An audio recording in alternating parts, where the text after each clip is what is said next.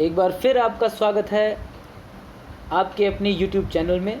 हम यहाँ AKTU के सिलेबस के अकॉर्डिंग सब्जेक्ट्स डिस्कस कर रहे हैं और वो भी बिल्कुल आसान भाषा में, ताकि जब आप सेल्फ स्टडी करें तो आपको कॉन्सेप्ट्स क्लियर हों और आपको सब्जेक्ट्स को समझने में कोई परेशानी ना हो।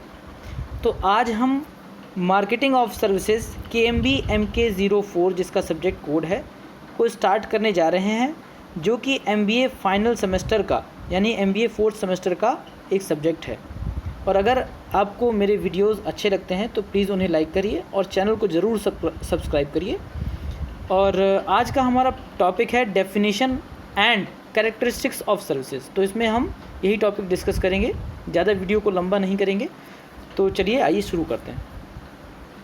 तो definition of service, a service is an act or performance offered by one party to another.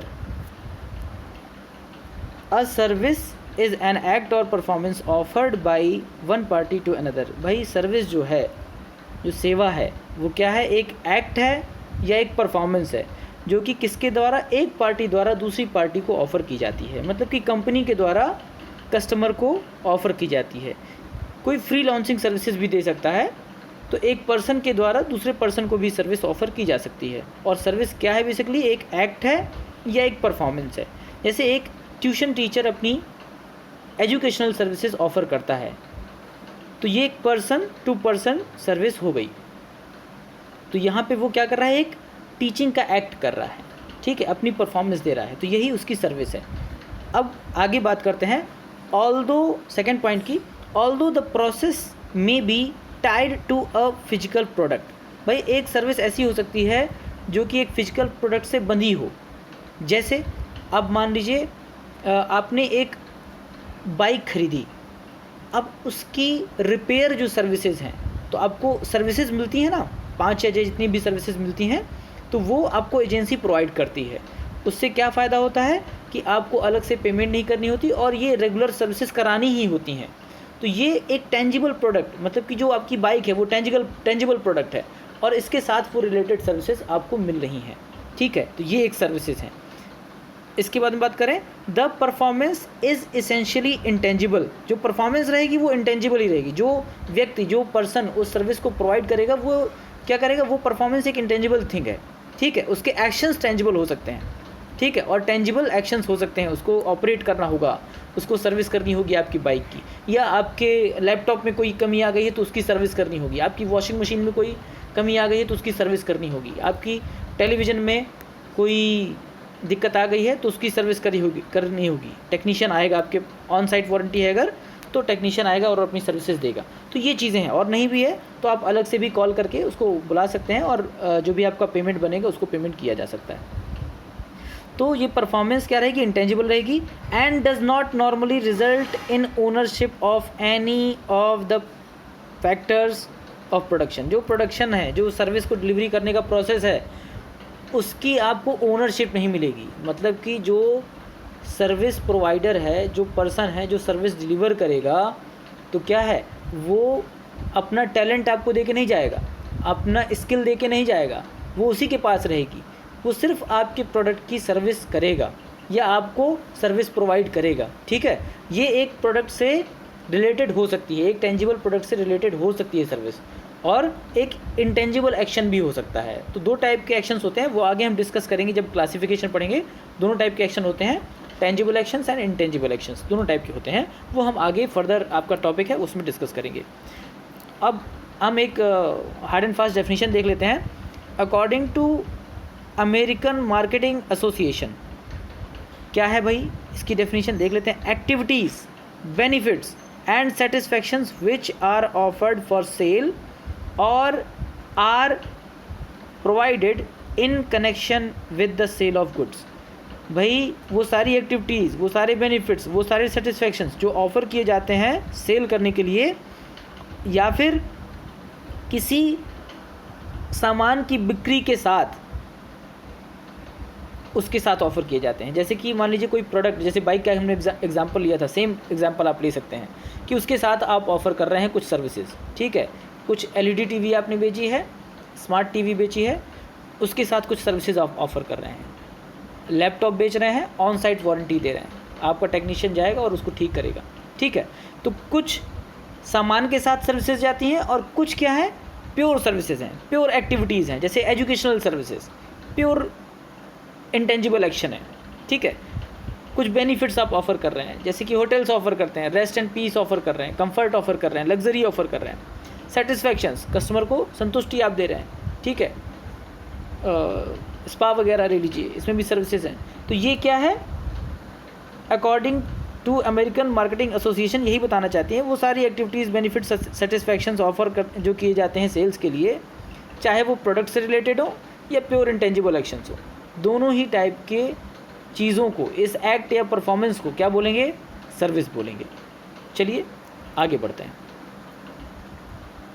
तो कैरेक्टरिस्टिक्स ऑफ सर्विसेज, तो इसकी हमने 7 कैरेक्टरिस्टिक्स ली हैं, 1 बाय 1 हम डिस्कस करेंगे। तो पहला सबसे इम्पॉर्टेंट कैरेक्टरिस्टिक इसका क्या है, पेरिशेबिलिटी। पेरिशेबिलिटी का मतलब क्या होता है भाई, जो सामान बहुत जल्दी ख़राब होता है। हाईली पेरिशेबल का मतलब जो बहुत ही जल्दी ख़राब हो जाए, उसको जैसे टेंजिबल प्रोडक्ट्स में आप बात करें, जैसे मिल्क हो गया, बहुत ज़्यादा हाईली पेरिशेबल आइटम है। न्यूज़पेपर हो गया, वो 24 आवर्स के अंदर एक्सपायर हो जाता है। ठीक है, तो ये पेरिशेबल आइटम्स है। बट सर्विस बहुत ही ज़्यादा हाईली पेरिशेबल है। क्यों है, क्योंकि इसका रियल टाइम कंज्यूमेबल आइटम है। सर्विस प्रोवाइडर और सर्विस कंज्यूमर एक साथ अवेलेबल होने चाहिए। जैसे कि जब आप ये वीडियो आप मेरा देखेंगे, तो आपको और इस वीडियो को आमने सामने अवेलेबल होना पड़ेगा, तभी आप सर्विस रिसीव कर पाएंगे। ठीक है, तो हाईली पेरिशेबल है। सर्विस प्रोवाइडर और सर्विस कंज्यूमर दोनों आमने सामने होने चाहिए, रियल टाइम कंज्यूमेबल आइटम है ये। ठीक है, तो इसमें हाईली पेरिशेबल है, अगर आपने यूज़ नहीं किया तो वेस्ट हो जाएगी। ठीक है, जैसे आप कॉलेज में पढ़ने जाते हैं, ये एग्जाम्पल और आपको अच्छा समझ में आएगा। जब कॉलेज में क्लास चल रही है, अगर आप भी अवेलेबल होंगे और आपके टीचर भी अवेलेबल होंगे तो ही सर्विस आपको मिल पाएगी, अदरवाइज़ वो एक्सपायर हो गई। अगर आप एक पीरियड के बाद जब बंक मारते हैं ना, तो बंक मारने के बाद जब आप पहुंचते हैं तो वो पीरियड पर निकल गया, अब वो दोबारा वापस नहीं आएगा। तो यही है पेरिशेबिलिटी, ये बहुत ज़्यादा पेरिशेबल आइटम है। फ्लक्चुएटिंग डिमांड, देखिए सर्विस के केस में डिमांड बहुत फ्लक्चुएट करती है, प्रोडक्ट के जैसे नहीं कि एक कंसिस्टेंट डिमांड बनी रहती है। अगर कंपटीशन हिट नहीं करता है तो प्रोडक्ट की डिमांड लगभग एक जैसी कंसिस्टेंट बनी रहती है। बट सर्विस के केस में ऐसा नहीं है। जैसे मान लीजिए टूरिज़्म पैकेजेस हैं या ट्रैवल एजेंसीज़ हैं, तो किसी सीज़न में सर्विस बहुत ज़्यादा होती है, बहुत ज़्यादा हाई पीक पे होती है, और कभी पूरे होटल्स खाली चले जाते हैं, होटल्स वगैरह खाली चले जाते हैं, टूर पैकेजेस पूरे खाली निकल जाते हैं। तो बहुत ज़्यादा फ्लक्चुएटिंग डिमांड वाला आइटम है सर्विस। कभी किसी कॉलेज को बहुत ज़्यादा एडमिशन्स मिलते हैं और कभी बहुत कम मिलते हैं। कभी कोई कोर्स बहुत पीक पे चला जाता है, कभी कोई कोर्स बहुत पीक पे चला जाता है। तो अलग अलग कोर्सेज़ जैसे बीएड, एमबीए, बीटेक, ये सब कोर्सेज़ कभी किसी की डिमांड ज़्यादा होती है तो कभी किसी की डिमांड ज़्यादा होती है। जैसे अभी कॉम्पिटिटिव कोचिंग्स की डिमांड बहुत ज़्यादा है, लोग गवर्नमेंट जॉब्स के लिए ज़्यादा एस्पिरेंट हो रहे हैं, गवर्नमेंट जॉब एस्पिरेंट्स की संख्या लगातार बढ़ रही है। तो और ये भी ऐसा नहीं है कि हमेशा ये रहेगी, हो सकता है कभी कंसल्टेंसी सर्विसेज की बहुत ज़्यादा डिमांड बढ़ जाए। तो ये डिमांड फ्लक्चुएट होती रहती है, इसको मैनेज करना पड़ेगा, ये मार्केटर की जिम्मेदारी है। इसका नेचर समझेंगे तभी तो इसको मैनेज करेंगे। अच्छा, एक चीज़ मैं बताना चाहता हूँ कि क्वेश्चन देखिए बदल के आता है। कभी आपसे किसी चीज़ का नेचर पूछा जाएगा, कभी उसका फ़ीचर पूछा जाएगा, कभी उसकी कैरेक्टरिस्टिक्स पूछी जाएंगी। ये सब एक ही है, चाहे नेचर पूछे, चाहे कैरेक्टरिस्टिक्स पूछे और चाहे फ़ीचर्स पूछे, आपको लिखना कैरेक्टरिस्टिक्स ही है। ठीक है, तो कंफ्यूज मत होइएगा। जब आपसे पेपर में एकेटिव में पेपर आए तो अगर चाहे फ़ीचर पूछे, चाहे नेचर पूछे, चाहे कैरेक्टरिस्टिक्स पूछे, आपको बताना कैरेक्टरिस्टिक्स ही है। ठीक है, ओके। ये आपने नेचर पढ़ रखा है तो कैरेक्टरिस्टिक्स में लिख सकते हैं, अगर आपने फ़ीचर पढ़ रखे हैं तो भी कैरेक्टरिस्टिक्स और नेचर में लिख सकते हैं, कोई समस्या नहीं। फ्लक्चुएटिंग डिमांड हमारा हो गया। अब आते हैं बात इंटेंजिबिलिटी। देखिए ये सर्विस का बहुत एक बेसिक नेचर है कि ये इंटेंजिबल नेचर की है। सर्विस कैसी है, जिसको आप छू नहीं सकते, जिसको महसूस कर सकते हैं सिर्फ, जब, और वो भी तभी कर सकते हैं जब आप यूज़ करेंगे। ठीक है, आप ऐसा नहीं है कि जैसे आप कोई प्रोडक्ट ख़रीदने जाते हैं तो उसको पहले देख सुन लेते हैं, ठीक है, टीवी है तो चला के देख लेते हैं, ऐसा नहीं है। सर्विस का ट्रायल के बिना महसूस करना आपको जानकारी नहीं मिल सकती है। इसीलिए देखिए अब ऑगमेंटेशन मार्केटिंग का हुआ है और अब बड़े बड़े कोचिंग इंस्टीट्यूट 3 डेज़ का फ्री ट्रायल देते हैं कि आप यहाँ हमारे यहाँ आइए और फ्री ट्रायल लीजिए। ये क्या है, इस इंटेंजिबिलिटी, क्योंकि सर्विस इंटेंजिबल है, उसको छुआ नहीं जा सकता, उसको सिर्फ महसूस किया जा सकता है, और वो भी तभी जब आप इसको यूज़ करें। तो एक बार यूज़ करने का मौका दिया जाता है, फिर भी हाई रिस्क है। आप जाएंगे, यूज़ करेंगे तो हो सकता है आपको सबसे अच्छे टीचर से पढ़वाया जाए और सबसे सरल टॉपिक पढ़वाया जाए ताकि आपको तुरंत समझ में आ जाए, ठीक है। तब भी इंटेंजिबल नेचर होने के कारण इसका ये बहुत ही कठिन नेचर है, इसके कारण कस्टमर हमेशा रिस्क में रहता है। इसी के लिए भाई फिजिकल एविडेंस एक 7 पीस जब आपने पढ़ लिया होगा पहले, मार्केटिंग मैनेजमेंट सेकंड जो आपके सेकंड सेमेस्टर में चलता है MBA में, वहाँ पे आपको सारी जानकारी मिलेगी कि यहाँ पे फिजिकल एविडेंस एक ऐड किया जाता है।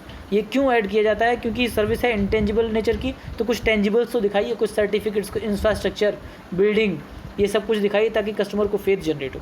चलिए, इंटेंजिबिलिटी है इसके नेचर में, सर्विस में।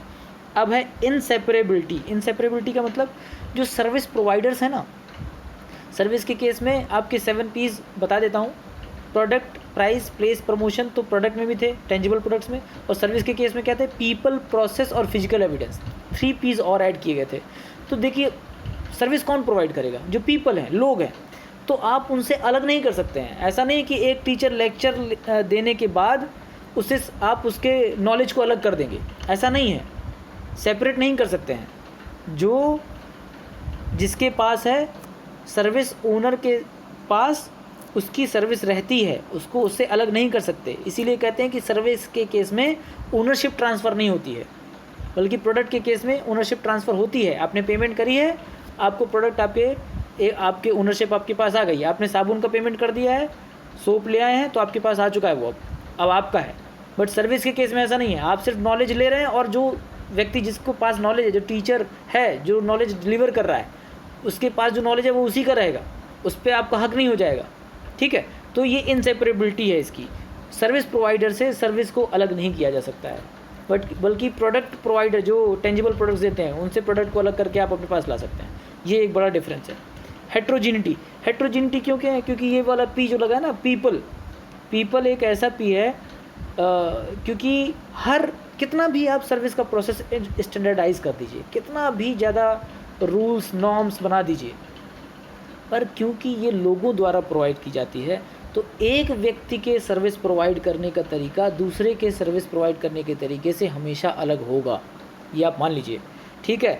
तो इसमें हेट्रोजीनिटी बहुत ज़्यादा है, विविध प्रकार की सर्विसेज आपको मिलेगी। ज़रूरी नहीं है कि जो आप हेयर कट लेने गए थे सलाह में, वो जो पहली बार जिस आदमी ने काटा था एग्जैक्ट वैसा ही दूसरा काट देगा। हालांकि हमने बहुत सारे प्रोटोकॉल्स बनाए होते हैं, प्रोसेस बनाए होते हैं, स्टैंडर्ड्स बनाए होते हैं, बट ज़रूरी नहीं है कि एकदम वही चीज़ मिल जाएगी, थोड़ा फ़र्क हो सकता है, क्योंकि हर ह्यूमन का, हर पर्सन का अपना तरीका होता है सर्विस डिलीवर करने का, हर टीचर का पढ़ाने का तरीका अपना अलग होता है।